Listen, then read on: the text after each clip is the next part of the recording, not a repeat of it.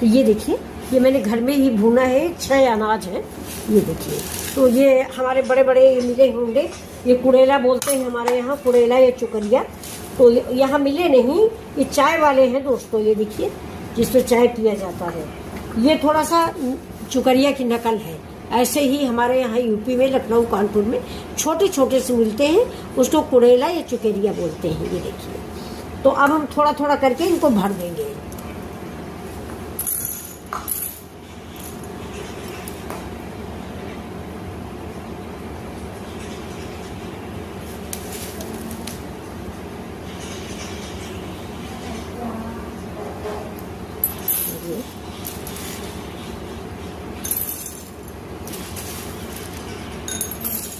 जितने बच्चे होते हैं उस हिसाब से